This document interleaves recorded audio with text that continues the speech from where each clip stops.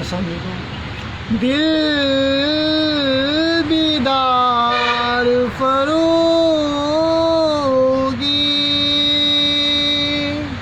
دل بیدار قراری، مس آدم کے حق میں کیمیا ہے، دل کی بیداری، دل بیدار پیدا کر کے دل خوابدہ ہے، جب تک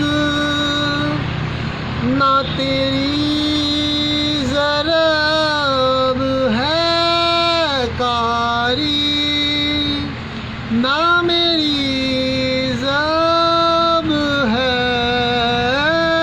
کاری۔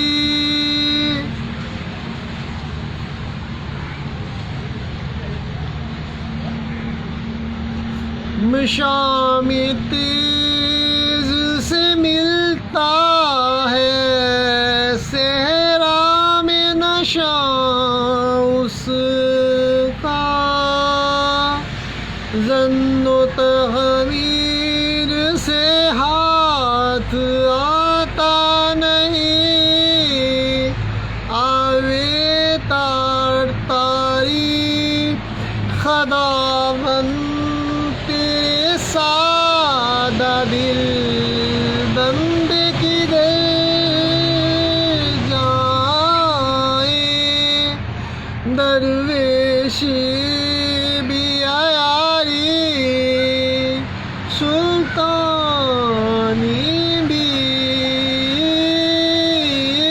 عیاری، مجھے تہذیب حاضر نے کی وہ آزادی کہ ظاہر میں تو آزادی، باطن میں گرفتاری،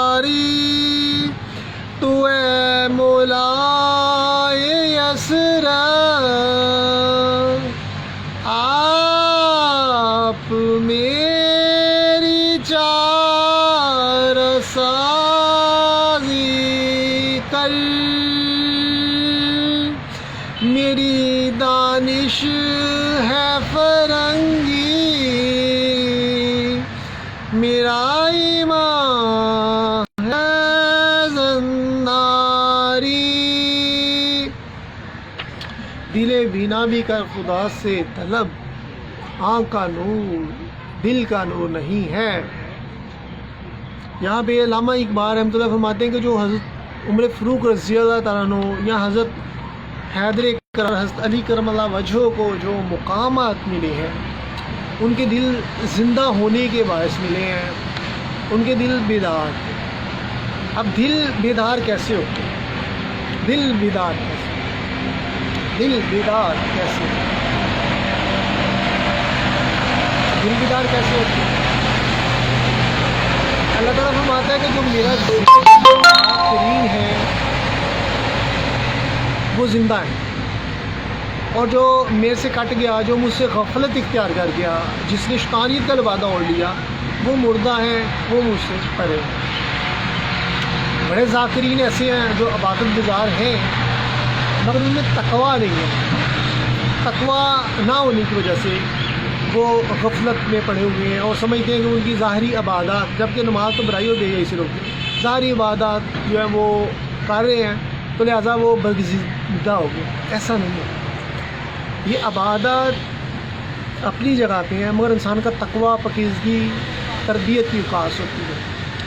تو اگر ذکر سے انسان کا دل زندہ نہ ہو تو پھر اور گناہوں سے انسان کنارہ کشی اختیار نہ کرے تو انسان کبھی بھی اس کا دل زندہ نہیں ہو سکتا۔ تو یہی چیز انسان میں تین چیزیں ہیں۔ پہلی چیز ایمان کی طاقت گناہوں سے پرے جاتا ہے اور ایمان کی روشنی سے انسان کو اچھائی و برائی میں تمیز محسوس ہوتی ہے۔ دوسرا یہ آپ کا دل ہے کہ جب دل پکیزہ ہو جاتا ہے اور دل بیدار ہو جاتا ہے تو اللہ تعالیٰ کے جو احکامات ہیں دل پہ اترنا شروع ہو جاتے ہیں۔ اس لیے صوفیہ اعظم اپنی کتابیں لکھتے ہیں، کوئی شاعری کی کتاب لکھ رہا ہے، جیسے داتا صاحب نے کشف المحجوب لکھ دی 980واں، اور حضرت علی جویری رحمۃ اللہ علیہ کا 5 سے 7 ستمبر تک جاری رہے گا، اور اعداد و شمار کی کتاب 10 لاکھ سے زائد زائرین حاضری کا شرف حاصل کریں گے۔ مگر ابھی فیض اجویر جاری نہیں ہوا۔ فیض اجویر جاری ہوتا تو جس پہ بھی علی حجویری کا فیض و برکات بڑی نگاہ بڑھے وہ تو کائنات کو ہی بدل دے۔ فیض عالم ہے یہ، گنج بخش فیض عالم، مظہر نور خدا، ناکسارا پیر کامل کامنا رہنما۔ یہاں پہ تو کھانا کھا لیا، رسمی سی دعا مانگ لی اور بابا جی کے حضور قصیدے پڑھ لیے، ان کے نزدیک یہی عرس۔ مگر صوفیہ اعظم کی زندگی کا احاطہ جب میں کرتا ہوں، پڑھتا ہوں، اور داتا صاحب کے حوالے سے میں دیکھتا ہوں تو پتہ چلتا ہے کہ کس طرح سرکار کی نسبت سے پیٹ پہ پتھر باندھے، ہجرتیں کی، مشکلات برداشت کی، اور اس مقام پہ پہنچ گئے کہ میری امت کے لوگ جو ہیں وہ پہلے لوگوں کی نبیوں کی مثل ہوں گے، اور یہی نہیں ہے علماء جو ہے وارث قرار دیے گئے نبیوں کے۔ مگر یہ علماء نہیں جو آج کے جعلی علماء ہیں جن کو دین کی تربیت، ان کی خود تربیت کروانے والی ہے، وہ خود ایسے لگتا ہے جیسے ان سب کی تربیت ہونے والی۔ میرے نزدیک تمام علماء دین کے جو بڑے بڑے اپنے آپ کو مشائخ سمجھتے ہیں اور سمجھتے ہیں 500 کتابیں لکھ دی ہیں، اور کبھی وہ گھڑی کا ٹائم دکھا کے کہتے تھے انقلاب آ گیا، آج اس کے بڑے عقیدت مند ہیں۔ کبھی وہ بھی تھے بزرگ جو کہتے تھے میں نے یہ تو کوئی مجھے یہ ایسے تو فلان ٹیم، اور جو انہوں نے ان کو معاشرے نے جیسے ان کو ورگلایا جو اب تو گزر چکے ہیں۔ خیر اس طرح مختلف حوالے سے یہی چیز علامہ اقبال کہتے ہیں دل بیدار پیدا کر لو پہلے، پھر کسی کی ضرورت نہیں ہوگی کہ حق کے آگے کوئی ڈٹ سکے۔ یہی وجہ تھی کہ داتا علی جویری کے سامنے کوئی نہیں ڈٹ سکا۔ حاکم پنجاب بھاگ گیا، جو انڈیا اور پاکستان دونوں کا پنجاب کا وہ حاکم تھا اور جادوگر بھی تھا، وہ بھاگ گیا۔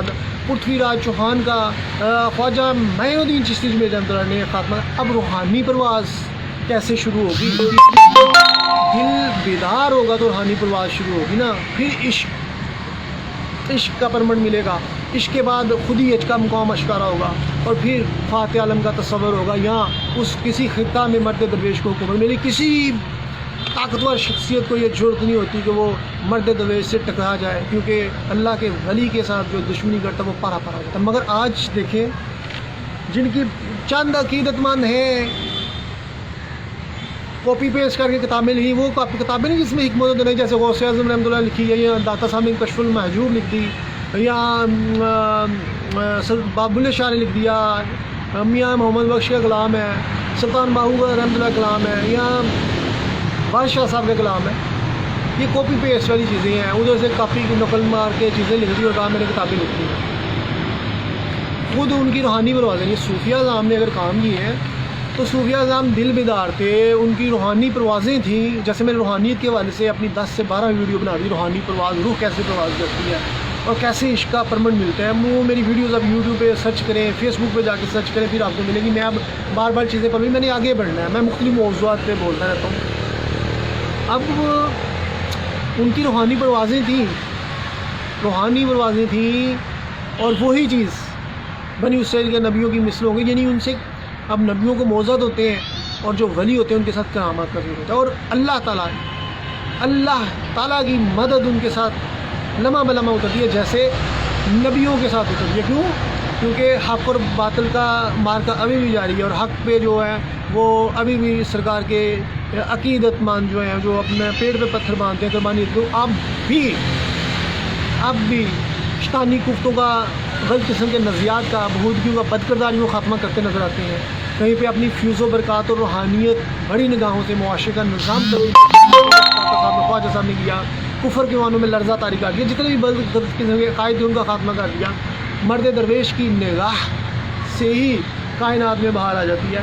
تو اصل میں کائنات کے جس شخصیت کے گرد گھومتی ہے وہی فقرا درویش، مرد درویش، جن کے دل بیدار ہوتے ہیں، اور بادشاہ وقت ان کے تلوے چاڑنے کی بات کے لیے تیار ہو جاتے ہیں، مدد کے لیے پکارتے ہیں، ان سے التجائیں کرتے ہیں اس کو، کیونکہ مال و دولت سب کچھ ہے، پر بڑی چیزیں ایسی ہیں زندگی میں جو نہیں میسر آتی، مگر کیا ہے وہ صوفیہ سے بھیک مانگتے ہیں کہ ہمیں، جیسے بادشاہ اکبر نے خواجہ صاحب کے گھر پہ خواجہ صاحب کے غریب نواز رحمۃ اللہ علیہ کے دربار کا پیدل سفر کیا بادشاہ اکبر نے، اور اولاد نہیں ہوتی تھی، اور لوگوں نے دیکھا کہ ہندوستان کا والی پیدل جا رہا ہے اور مشقت اٹھائی ہے اور دعائیں کر رہے ہیں گڑ گڑا کے کہ پلیز مہربانی فرما کے مجھے اولاد سے محروم نہ ہوں اور مجھے اولاد عطا ہو جائے۔ اور چونکہ صوفیہ قربانیاں اس قدر دیتے ہیں، اس قدر قربانیاں دیتے ہیں کہ، اور اللہ سے ڈائریکٹ تعلقات ہوتے ہیں کہ اس کا نام کیا ہے کہ صوفیہ کی دعائیں بارگاہ خدا میں رد مشکل ہوتی ہے، مگر ان کی زندگی بہت کٹھن ہوتی ہے صوفیہ کی، اللہ ان سے قربانیاں بہت دیتا ہے۔ یہ نہیں ہے کہ ان کے وہ زندگی کی آسائشوں کی طرح رہے، بلکہ وہ زندگی کی آسائشیں ختم کر کے ہی وہ روحانی منازل طے ہوتی ہے۔ تو لہٰذا مال و دولت ہو کسی کے پاس ہے تو ایسے ہی ہے جیسے گدھے پہ مال و دولت لا دی جائے، جسے شعور نہ ہو کہ دولت کا استعمال بہترین کیسے کرنا ہے اور کیسے آپ معاشرے کو اس استعمال سے مثالی بنا سکتے ہیں، اپنے گھر کو مثالی بنا سکتے ہیں اور اپنے آپ کو مؤثر شخصیت ثابت کر سکتے ہیں۔ اگر وہ چیزیں نہیں ہیں تو ایسے ہی ہے دولت جیسے اس کا نام کیا ہے گدھے پہ لاد دی گئی ہے اور وہ اس کو پتہ ہی نہیں ہے کہ کیسے اس کو استعمال کرنا ہے۔ تو لہٰذا صوفیہ نام ظاہر بھی نہیں ہوتے، ان کا دل بیدار ہوتا ہے۔ دل بیداری کی بات کی تو میں تصوف کی طرف چلا گیا، صوفیہ کی اکثر میں تصوف پہ ریسرچ کر رہا ہوتا ہوں، صوفیہ کے والے سے چیزیں چاری ہوتی ہیں۔ تو اب دل بیدار، اب کوئی شخصیت انمول کس قدر ہوگی کہ جس کا ایمان کی طاقت سب سے زیادہ صوفیہ کے پاس ہوتی ہے۔ اسی طرح کیونکہ وہ گناہوں کی طرف راغب نہیں ہوتے، اور جو گناہ نہیں کرتا حقیقت میں وہی حقیقت میں عشق کی مناظر طے کرتے ہیں، اور وہ اسی کو متقی اور تقویٰ سے تربیت دیتا ہے، اور اللہ بھی فرماتا ہے ہدی للمتقین، ہدایت ہی متقیوں کے لیے ہے۔ تو ان کے دل ہی بیدار ہوتے ہیں، اور یہی چیز اقبال فرما رہے ہیں کہ بڑی بڑی شخصیات پیدا ہوئی ہیں تو اسی وجہ سے پیدا ہوئی ہیں، ان کو مقامات ملی ہیں کہ وہ پاکیزہ تھی، یک رنگ تھی، اور انہوں نے مشکل ترین حالات میں بھی وہ عشق کے مقام پہ اس لیے فائز ہو گئی کہ ان میں پاکیزگی، یک رنگی ہونے کی وجہ سے، اور ان کے دل پاک صاف تھے کیونکہ انہوں نے گناہ نہیں کیے تھے۔ تو یہی چیز اقبال کی طرف فرما رہے ہیں، اور ایسے لوگ ہر طرف نہیں ہوتے۔ دل بیدار پیدا کر کے دل خواب دہ جب تک، نہ تیری ضرب ہے کاری نہ میری ضرب ہے کاری۔ اب دل بیدار ہوگا ہی، جیسے میں نے بتایا کہ جن کے دل بیدار ہوتے ہیں، جن کو اللہ تعالیٰ چن لیتا ہے، وہی ذل سبحانی ہوتے ہیں، وہ خدا کا ذائع ذوالجلال ہوتے ہیں، وہی خدا کے نائب ہوتے ہیں، وہی ترجمان ہوتے ہیں اللہ کے۔ تو یہی لوگ جو ہیں وہ کائنات کا نظام تبدیل ہوئے، تو انہی سی کی زندگی سے باہر، جیسے موسیٰ علیہ السلام اپنی قوم کو فرعون سے بچا کے لے آئے، اسی طرح داتا صاحب خواجہ صاحب نے لوگوں کو اس کا نام کیا ہے ایک مرکزیت پہ جمع کیا، اسلام کے جھنڈے تلے جمع کر دیا، اور جتنے بھی کفر کے عوام تھے ان میں لرزہ طاری کر دیا اور کسان مارکیٹ میں آ گیا۔ اس طرح بہت ساری مسلمانوں کی تعداد ہندوستان میں بھی ہے، تو لہٰذا صوفیہ نظام کے قدموں کے فعل باہر آ گئی اور لوگوں کو ایمان کی دل کی آنکھ سے محسوس کر لی۔ تو یہی خداوند تیرے سادہ دل یہ بندے کی درجہ ہے۔ اب جو لوگ کہتے ہیں کہ ہمیں تو درویشی اختیار کی ہوئی ہے، اقبال فرماتے ہیں اب ان میں بھی لالچ راز بس گئی ہے، وہ ظاہر بھی صوفی ہیں جبکہ وہ مال اکٹھا کر رہے ہیں اور اپنے پیٹ کو پا رہے ہیں، اور جو حکمران ہیں وہ بھی مکار ہیں، یاری لیے ہوئے ہیں، وہ بھی لوٹ بسوٹ کرنا، لوگوں کو جیبوں پہ ڈاکے ڈالنا اب ان کا شیوا ہے۔ تو مجھے تہذیب حاضر نے دی ہے وہ آزادی کہ ظاہر میں تو آزادی باطن میں گرفتاری۔ اب جب درویشی بھی یاری ہو جائے گی، سلطانی بھی یاری ہو جائے گی، اور درویش کا تو کام ہوتا ہے کائنات کو تبدیل کرنا، کائنات کے نظام میں کو تبدیل کرنا، اور اللہ تعالیٰ کے نظام کو وضع کرنا، اور اللہ تعالیٰ کے احکامات کو یاد کرانا لوگوں کو۔ مگر یہاں پہ جب سلطان بھی بھٹکے ہوئے ہوں گے، ان کی اصلاح کرنے والے جو درویش ہیں وہ بھی بھٹکے ہوئے ہیں، تو پھر کیا ہوگا کہ غلامی کا دور درست ہو گیا، کیونکہ غلط قسم کے نظریات جو غلط قسم کے جعلی صوفیوں کی وجہ سے، ان کی نحوست کی وجہ سے پھیلیں گے، اور جو جعلی قسم کے 2 نمبر حکمرانوں کی وجہ سے معاشرے میں وہ غلط قسم کے نظریات کھلائیں، کیونکہ وہ شیطان کے علاقار ہیں. جیسے ایک اچھا انسان اللہ کے ترجمان ہے، جیسے ابھی بات ہو رہی ہے، اسی طرح جو بد کردار ہوتے ہیں وہ شیطان کے پیر ہوتے ہیں. اس میں یہ تخصیص کرنا کہ یہ مسلمان غیر مسلم نتھنگ. جو بد کردار ہے وہ ختم شد. کیوں؟ کیونکہ اسے اللہ تعالیٰ کا احساس نہیں ہے اور وہ گناہوں میں مبتلا ہے. جس نے حق قتل کیا وہ روندا درگاہ، زبان و حاصل جس کے محفوظ نہیں ہے وہ اس اپنے وہ اچھا مسلمان نہیں ہے. اسی طرح رشوت لینے والے دینے والے جہنمی. اس طرح جتنے بھی چیزیں ہیں سزائیں اسلام نے تاکہ مثالی معاشرہ فرمان چڑھ سکے. مگر اللہ تعالیٰ کہتا ہے زبان، علامہ اقبال کے بقول زبان سے کہہ دیجیے لا الہ الا اللہ، تو کیا حاصل دل و نگاہ مسلمان نے تو پورے دنیا کے لوگوں کو تبدیل کرنا ہے، اخلاق و کردار کی لڑی میں پروتے ہوئے ان کو ایمان کی دولتیں بھرنی ہے، ان کو لے کے جانا ہے یا خدا کی بارگاہ کی طرف. مگر جب مسلمان ہی بھٹک جائے گا تو پھر غیر مسلم جو ہیں وہ ان کے پاس تو نہ کتاب و حکمت ہے، نہ آئیڈیل ہیروز ہیں، بلکہ وہ تو کسی بھی ناڑی قسم کے اور چاہل قسم کے لوگوں کے قائل میں پھنس کے وہ تو ڈوبے ہوئے ہیں. ان کو نکالنے کے لیے اطلاعات کی ضرورت ہے جو تصوف اور روحانیت کے مقام پہ فائز ہو، تاکہ ان کو حقیقت کی آنکھ سے خدا کی ذات کا جلوہ دکھا سکے. مگر ایسا ممکن نہیں ہو رہا. تو یہ جو ظاہری طور پہ آزادیاں ملی ہوئی ہیں یہ حقیقت میں غلامی ہے، کیونکہ انسان خواہش نفس کا انسان اپنی پرستش کرتا ہے، اپنے نظریات اور عقائد کے تحت معاشرے کو ہانکتا ہے اور اپنے زیر اثر جتنی بھی چیزیں ہوتی ہیں ان کو اپنے ذریعے مولڈ کرنے کی کوشش کرتا ہے.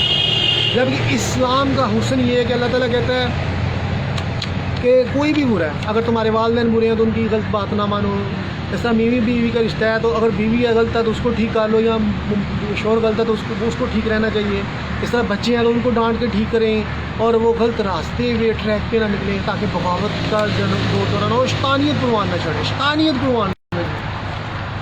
اور اگر یہ خدا سے ربط ٹوٹ گیا تو یقیناً جو ہم سمجھ لیں کہ ہم بڑے آزاد، ہم جو مرضی کریں کر سکتے ہیں، حقیقت میں ہم نے اپنے آپ کو اندھیرے کنویں میں گرا دیا اور ہماری تباہی یقیناً ہے، کیونکہ ہم نے اللہ تعالیٰ کے کام کے خلاف اعلان بغاوت کیا. اور جو ہم اللہ کی بارگاہ سے دور جائیں گے ہم گونگے بہرے لنگڑے ڈنگڑے ہو جائیں گے اور زندگی کی جو حقیقی بہار ہے وہ ہمیں میسر نہیں آئے گی. جیسے صوفیہ اذان کو میسر آتی ہے کہ صوفیہ اذان کی زندگی میں کبھی خزاں نہیں ہوتی، ظاہری اسباب ان کے پاس نہیں ہوتے، مگر وہ زندگی تمام تر حقیقتوں سے آشنا ہوتے ہیں. اور میں ایسا یاد رہتا ہوں کہ جو انسان ہارٹ در میں ان کو ذہنی مریض ڈکلیئر کرتا ہوں. جو انسان حسد، کینہ، بغض رکھنے والا ہے، جھوٹ بولنے والا ہے، منافقت کرتا ہے، وعدہ خلافی کرتا ہے، میں ان کو ڈکلیئر کرتا ہوں ذہنی مریض. کیونکہ ایسے انسان جو ہے وہ خود ساختہ نظریات کے تحت معاشرے کا نظام تباہ کر ہوتے ہیں. جیسے ذہنی مریض معاشرے میں اس کا نام کیا ہے، کسی کو اینٹ مار دی، کسی کے ساتھ لڑنا شروع کر دیا، کہتے ہیں یہ ذہنی مریض ہے. بعض ایسے ہوتے ہیں جو اپنے حال میں مست رہتے ہیں، بول بولتے رہتے ہیں اور ان میں اتنی سخت نہیں ہوتی کہ کوئی معاشرے کو کسی کے ساتھ لڑ سکیں. مگر کچھ ذہنی مریض ایسے ہوتے ہیں جو ایسے ہی جو خدشہ ہوتا ہے کسی کو نقصان پہنچا دے، چلو اس کو نا پاگل خانے میں جمع کرا دیں. میں ہر اس شخص کو ذہنی مریض تصور کرتا ہوں جو گناہوں میں آلودہ ہے، جو نیوٹرل ہو کے نہیں سوچتا اور اللہ تعالیٰ کے احکامات کی عین مطابق نہیں سوچتا. جھوٹ بولنے والا میں ذہنی مریض تصور کرتا ہوں، منافقت کرنے والا، حرام کھانے والا، جتنے بھی معاشرتی برائیوں میں مبتلا لوگ ہیں میں ان کو ذہنی مریض ڈکلیئر کرتا ہوں، کیونکہ ان کا مینٹلی ڈس آرڈر کا شکار ہے. انہیں پتہ ہی نہیں ہے کہ وہ اپنی بھی ہستی تباہ کر رہے ہیں. اور ایسے لوگ جب پریکٹیکل لائف میں جاتے ہیں تو اگر کسی کو عہدہ ملتا ہے تو وہ معاشرے کو تباہ کر رہے ہوتے ہیں. اسی طرح کوئی ان کی شادیاں ہوتی ہیں، چاہے عورت ہے چاہے مرد ہو، جو بھی ہے، وہ بھی اپنی اولاد کو بھی تباہ کرتے ہیں اور خود بھی تباہ. اسی لیے شادی بھی ایک مذاق نہیں ہوتی، اس میں بھی بڑا ہائی لیول کے ایجوکیٹڈ یعنی ذہنی طور پہ دل بیدار ان کے ہونے چاہیے. ان کو اپنے عہدوں کا پتہ ہونا چاہیے، ان کو اپنی ذمہ داریوں کا پتہ ہو تو پھر ہی شادی چلتی ہے. ورنہ جیسے آج ڈیورس ریشو بڑھ گئی ہے، کھانا پکانا نہیں آ رہا لڑکیوں کو، اپنا سیلف کنٹرول بھی اپنی عزت کی حفاظت کر رکھتے ہیں اور حیا نہیں نظر آتی مرد و زن میں، تو یوں پھر رشتے قائم نہیں رہتے. بلکہ یہاں پہ تو پھر یہ ہوتا ہے کہ اس کا نام کیا ہے، زندگی میں بار بار اپنے ٹریک ہی بدلنے کی والی بات ہوتی ہے. تو لہٰذا یہی ظاہری آزادی کی طرف چاہے لبرل سوچوں کے والے سے جو ظاہری آزادی کہتی ہیں تو گورے سمجھتے ہیں ہم نے بڑی جلدی اپنی مانگ میں، مگر حقیقت میں وہ شیطان کے مقید ہو جاتے ہیں اور اس طرح ان کی ہستیاں مٹ جاتی ہیں اور وہ ڈپریشن کا شکار ہوتی ہے. With the passage of time ہر چیز کی ایک حد ہوتی ہے. زیادہ کھانا کھائیں گے پیٹ خراب ہو جائے گا. اسی طرح اسلام نے بھی لمیٹیڈ آزادی دی ہے آپ کو، لمٹ میں رہتے ہوئے آپ ہر چیز کو اویل کر سکتی ہیں. یہ شادی کے آپ اپنے موضوع اپنی جنسی تسکین حاصل کر سکتے ہیں. اسی طرح ہر چیز میں میانہ روی پہننے اوڑھنے چھونے میں میانہ روی کا اسلام کا دیتا ہے. اور اس لیے آزادی نہیں دیتا کہ آپ خدا کے خلاف اعلان بغاوت کرتے ہوئے وہ شیطانیت کو پروان چڑھائیں، معاشرے کو تباہ کرتے ہیں.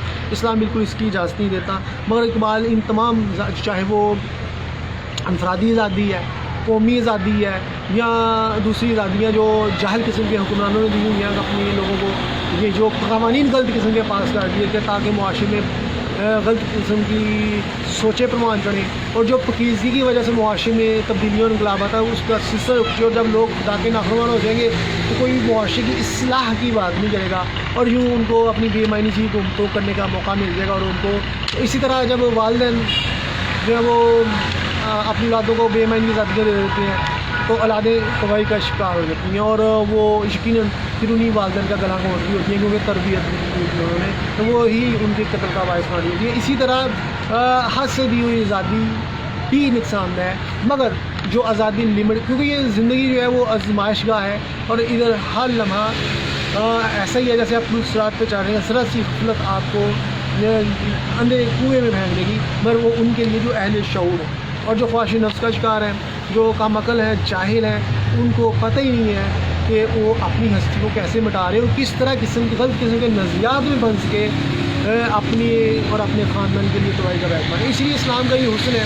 اسلام کہتا ہے کہ جو حقیقت میں مبنی سوچتا ہے وہی حقیقت میں حقیقی معنی میں ایک اچھا انسان ہے. صوفیہ اعظم بہت سادہ زندگی گزارتے ہیں، مگر ان کے پاس ظاہری سازشیں نہیں ہوتی، مگر ان کے ذہن بہت بیلنس ہوتے ہیں، بہت اچھا سوچتے ہیں، ان کی زندگی میں بڑی خوشیاں ہوتی ہیں اگرچہ ظاہری اس بات میں. اور ایک طرف وہ اہل کہ وہ ہر طرح کی سازشیں ویل کرنے کے باوجود اللہ کے عذاب کے مستحق ہوتے ہیں، اور اللہ تعالیٰ ان کے بے شمار بیماریاں ان کو ان پہ مسلط کر دیتا ہے، ایسا مسلط کر دیتا ہے اور ان کی ہستی کو بڑھا دیتا ہے. جبکہ صوفیہ اعظم جو ہے وہ چند گھونٹ پانی کے، گرم پانی کے گھونٹ اور چند لقمے روٹی کے اور خدا کے وحدانیت میں گھوم اور روحانی مناظر طے کر رہے ہوتے ہیں کہ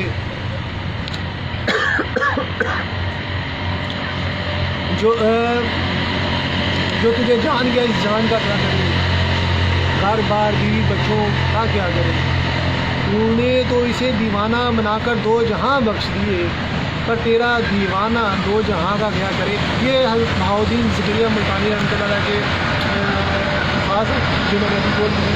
تو صوفیہ اعظم ہر چیز سے دیکھنا آ رہا ہوتے ہیں اور جن کے دل بیدار ہوتے ہیں، حقیقی معنوں میں کائنات کا نظام بھی ان کی زندگی ہوتا ہے. تو اے مولا یسر آپ سے میری 4 سال کی تعلیم دان شفرنگی میرا ایمان ازناری. یہی اسی طرف علامہ اقبال نے پھر ذکر کر کے جو سابقہ شعر سے اس کا چیزیں اٹیچ ہیں کہ سوچیں اپنی نہیں رہ چکی ہوئی، اور غلط قسم کے نظریات میں مسلمان اس لیے پھنس گیا کیونکہ سوچنے میں بہنگا پن ہے، بھٹکی ہوئی سوچیں ہیں، اور ایمان کی طاقت نہیں ہے، دل بیدار نہیں ہے، اور یوں انسان غیروں کے اس کا نام کیا ہے عقائد میں پھنسا ہوا ہے. اور ایمان کی جیسے میں نے پہلے ڈیفینیشن جس کا ایمان ہوگا وہ اس سے پتہ چلتا ہے کہ حق کیا بات ہوئی. اب ایمان کی ادھر ڈیفینیشن آ رہی، اب ایمان بھی وہ ناقص ایمان کی بات ہو رہی ہے، اور ایسا ایمان ہے جو جس کا ہونا نہ ہونا نہ کوئی بھی نہیں ہے، اور جس میں رتی بھر تکبر ہوگا وہ جنت میں نہیں جائے گا. اسی طرح ایمان جب ختم ہو جاتا ہے، جب آپ ایمان میں بغاوت اللہ کے خلاف کر دیتے ہیں تو انسان اللہ اسلام سے طرف خارج اللہ تعالیٰ کر دیتا ہے. وہ اگر عشق تو کفر بھی مسلمان نہ ہو تو مسلمان بھی کافر سے. یہ کیا ذرا سے اس کو ہاتھ لگتا گر جائے تو یہ ہے کہ نہ ہو تو مسلمان بھی کافر و زندیق، مسلمان بھی کافر و زندیق تو سمجھ گیا. لہٰذا یہاں پہ بھی اگر دل بیدار ہے تو دل میں انسان میں پاکیزگی اور یکرنگی ہے، ایمان کی دولت قائم ہے تو وہ بھی برائیوں سے بچنے کی وجہ سے اور پاکیزہ رہنے کی وجہ سے ہے. اور روحانی پروازوں کا بھی سلسلہ اسی وقت شروع ہوگا، اور خدا کی بارگاہ. اب انسان کا جسم چند قدم تک فیصلہ طے کر سکتا ہے. آپ ادھر کدھر جا سکتے ہیں، آپ ادھر سے خانہ کعبہ جا سکتے ہیں، آپ ادھر سے اس کا نام یہ کسی بھی ملک میں جا سکتے ہیں، اپنے گھر جا سکتے ہیں، باہر جا سکتے ہیں، مگر جو روح ہوتی ہے وہ عرش مولا تک کا سفر طے کرتی ہے. کیونکہ اللہ نے روزے جو بروز حشر جو اللہ نے جب روح سے کو پیدا کیا اور ان سے اقرار لیا تھا کہ کیا میں تمہارا رب نہیں ہوں، ان کا ہاں تو ہی ہمارا رب ہے۔ اللہ تعالیٰ نے جسموں سے اقرار نہیں لیا، اللہ نے روحوں سے اقرار لیا۔ تو اللہ نے ان سے وعدہ لیا تھا کہ میں تمہارا رب ہوں، اور اب رب ہے تو اب رب کے مان لیا تو اور رب کے احکامات کو بھی ماننا ہے۔ اگر نہیں مانیں گے تو رونا درگاہ ہو جائیں گے۔ تو شیطان نے بھی رب کو بہت پکارا، مگر اس میں خلوص نہیں تھا، دل اس کا بیدار نہیں تھا، وہ ریا کاری کا شکار تھا۔ تو لہٰذا اس کو اللہ تعالیٰ نے بہت بہترین وقت پہ کک آؤٹ کر دیا، آدم علیہ السلام کو پیدا کر۔ تو لہٰذا ہر چیز کا ایک وقت ہوتا ہے۔ تو اسی طرح اللہ تعالیٰ نے کائنات کا نظام چلایا تو اللہ تعالیٰ ریپلیس کر دیتا ہے، ایک کو دوسرے کے ساتھ، دوسرے کو تیسرے کے ساتھ ریپلیس کر دیتا ہے۔ اللہ تعالیٰ کی بارگاہ میں ہزاروں لوگ التجائیں کرتے ہیں اور اس کے قربت چاہتے ہیں، اس سے وہ بستگی چاہتے ہیں، مگر اللہ تعالیٰ انہی کو ملتا ہے جن کے پاکیزہ دل ہوتے ہیں، جن کے دل بیدار ہوتے ہیں، جو متقی ہوتے ہیں، ہدی للمتقین، جو یک رنگ ہوتے ہیں، جو بھٹکتے نہیں ہیں، جو غلط قسموں کے عقائد کا اثرات قبول نہیں کرتے، نہ برے لوگوں کی صحبت اختیار کرتے ہیں، نہ برے صحبتوں کے عقائد ان پہ اثر انداز ہوتے ہیں، بلکہ وہ لوگ جو ہوتے ہیں کائنات کا بہار ہوتے ہیں اور کائنات کا نظام وہ خود تبدیل کر رہے ہوتے ہیں، جیسے داتا صاحب، خواجہ صاحب نے اور صوفیہ صاحب نے کیا۔ تو ایسے لوگ برے سے برے ترین حالات میں بھی معاشرے کو تبدیل کر دیتے ہیں۔ آج صوفیزم کا خاتمہ ہو گیا، صوفیہ صاحب نے رنگ، ذات پات، نسل کی تمیز کو ختم کر کے لوگوں کو ایک مرکزیت پہ جمع کیا، وہ تھی کردار کی خوبصورتی۔ اسی طرح صوفیزم میں غیروں کو، کافروں کو کلمہ پڑھا دیا کردار کی خوبصورتی کی وجہ سے، کیونکہ خدا کی ذات ان کے قریب سے نظر آتی، وہ لوگ خدا کو اپنے قریب محسوس کرتے تھے۔ آج دعوے تو ہیں مگر خدا نزدیک نہ ملنے کی وجہ سے لوگ مایوسی کا شکار۔ اور ایسے دوران میں جب سلطانی بھی آ رہی، درویشی بھی آ رہی، جب لوگوں کو بیوقوف بنایا جائے گا تو اطمینان قلب نہیں ملے گا، اطمینان قلب نہیں ملے گا تو لوگ خدا کی ذات سے مایوس ہو جائیں گے، کیونکہ جو خود کو خدا کا ترجمان سمجھ رہے ہوتے ہیں، جیسے کہتے ہیں حکمران ہمیں اللہ نے بڑی عزت دی ہے مگر لوٹنے والے ہوتے ہیں تو لوگ مایوس ہوتے ہیں۔ اسی طرح ملک لوٹتے ہیں، اسی طرح صوفیہ کہتے ہیں، یہ جعلی لوگ جو دین کے دعوے دار ہوتے ہیں وہ کہتے ہیں کہ ہم اللہ کے نمائندے ہیں، ہم اس کے پیغام کو تم تک پہنچا رہے ہیں، بس جب وہ خود ہی بد کردار ہوں گے اور اخلاق و کردار ان میں نہیں ہوگا، پاکیزگی نہیں ہوگی تو خدا کی ذات کیسے نظر آئے گی؟ بلکہ لوگ ان سے نفرت کریں گے، اور جو برے لوگ ہوں گے وہ ان سے اس لیے قیدے رکھیں گے کہ وہ سمجھیں گے کہ وہ بد کردار اور خدا کے وہ بندے ہیں تو لہٰذا اللہ تعالیٰ بد کرداروں کو پسند کرتا ہے، لہٰذا یہ سسٹم ایسے چل جائے گا۔ مگر نہیں، ایسا نہیں ہے، ایسا نہیں ہے، ایسا نہیں ہے۔ یوسف کی نبوت چھین جانی تھی اگر کسی کی طرف رغبت اختیار کرتے۔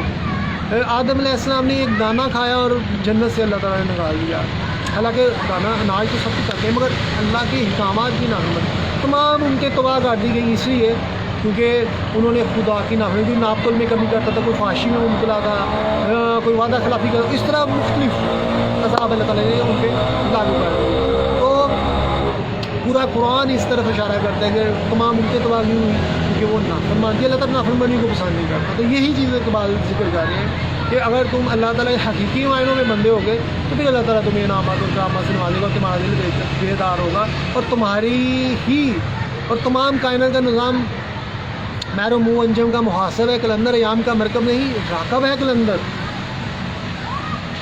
ایام زمانے کو چلانے والے ہوتے ہیں کلندر، وہ زمانے کے پیچھے بھی نہیں چلتے، نہ غلط قسم کے نظریات کے پیچھے چلتے ہیں، نہ غلط قسم کے حکمرانوں کے پیچھے چلتے ہیں، نہ بد کردار قسم کے ظالمین ملاؤں کے پیچھے چلتے ہیں یا مذہبی شخصیات کے پیچھے چلتے ہیں، بلکہ وہ تو سب کی اصلاح کرنے والے ہوتے ہیں۔ یہ ہے کلندر کی شان، یہ فواش رموز کلندری میں نے کہ فکر مدرسہ و خان کا ہو آزاد۔ تو یہ چیزیں اقبال فرمان ہیں۔ مگر جب ایمان کی طاقت ختم ہو جاتی ہے، اگر غیر مسلم ہے اس کی ایمان کی طاقت ہوگی تو وہ اسلام قبول کرے گا، اس کا دل بیدار ہوگا تو اسلام قبول کرے گا۔ اب کیوں وہ اسلام قبول کرتے ہیں؟ کیونکہ ان میں ایمان کی طاقت ہوتی ہے اور ان کا دل بیدار ہوتا ہے، اور دل کی آنکھ سے وہ محسوس کرتے ہیں کہ یہ بندہ صحیح ہے۔ مگر جب مسلمان ہی گناہوں میں آلودہ ہو جائے گا تو اسے تمیز نہیں ملے گی، سچائی پہ عمل کارمند ہونا اسے توفیق نہیں ملے گی، اور یوں وہ خدا کی بارگاہ سے رونا درگاہ ہے تو اس لیے وہ عمل کے میدان میں پیچھے ہے، نا سچ نہیں بول رہا، جھوٹ بول رہا ہے، منافقت کرتا ہے، رائے کاری کرتا ہے، یو ٹرن لیتا ہے، حرام کھاتا ہے، قتل و غارت کرواتا ہے، फहाशी की तरफ रग़बत इख्तियार करता है। तो लिहाजा फिर ऐसे बंदों को अपनी बारगाह से रोना दगा कर देता है, क्योंकि अल्लाह ताला पसंद ही नहीं करता कि ये बंदा मेरा बंदा है, बल्कि अल्लाह ताला कहता है ये शैतान का बंदा है, ये तौबा का गलत तस्वर फैला दिएगा। तौबा एक पैचअप, ये कपड़े मैंने पहने हुए हैं, यहाँ पे कट पिविंद लगाना शुरू कर दूँ, कट अगर मेरे लिबास ख़राब होता है तो पिविंद लगता है, पिविंद लगता है, मगर पिविंद अपना असर छोड़ जाता है। शीशा टूटता है, अगर उसको हम मैजिक से या किसी तरीके से जोड़ भी दें, मिसाल दे रहा हूँ, तो वो नज़र आएगा कि टूटी हुई है। यहाँ पे यही हाल तौबा वालों का है कि पिविंद ज़्यादा कपड़े, मैले कचैले कपड़े और टूटी हुई चीज़ें नज़र आ रही है। इसी तरह मकामात जिनको अल्लाह ने दी है उन्हीं को मिले हैं जो हकीकत में तकवा इख्तियार की, उनको तकवा में कमी है। और जो इस चक्कर में रहती है ना, तौबा कर ली और तौबा कबूल कोई नहीं हुई, और हमेशा हमें बेवकूफ़ बनाते हैं अपने आप को। तो असल तस्वर ये है, फिर आदम की तरह रोते रहो, और दाना खा लिया आदम की तरह रो ना, फिर और उसका नाम क्या, कई सालों रो दिए और फिर दोबारा गंदम की तरफ जो है वो दाना खाने का जो हुकूमत उन्हें की थी उसकी सज़ा कैसे भुगती। तो ये है कि फिर तो ये है ना, मगर ये कोई इतना बड़ा गुनाह नहीं था, मगर अल्लाह के ने मना किया होता इसलिए बड़ा गुनाह था, क्योंकि वो हुक्म ही एक था, बाकी तो बुराई कोई नहीं थी आदम के पास, तो उस वक्त बुराई का तस्वर भी नहीं था। तो लिहाजा ये जो चीज़ है ना, अब हर एक को अच्छाई बुराई की तमीज़ है, और जो बुराइयों की तरफ रग़बत इख्तियार करते हैं वो समझ लें कि वो शैतान के पैदा है, और जिनको बुराइयों से नफरत है, क्योंकि नेकी करके दिल को खुशी होती है और बुराई से नफरत पैदा होती है, ये ईमान का तकाज़ा है। और जिस इंसान को बुराई की तरफ रग़बत होने की तरफ इंसान जाता है या बुराई की तरफ रग़बत इख्तियार करता है, वो समझ लें कि खुदा की बारगाह से बहुत दूर है, उसे अपनी इस्लाह कराने भी क्या चाहिए, वरना फिर बेहसियत इस कदर इंसान हो जाएगा कि उसकी आवाज़ इस कदर दब जाएगी, कोई मुतासर वो शख्सियत ही ख़त्म हो जाएगी। तो अब आपसे आगाज़ चाहूँगा।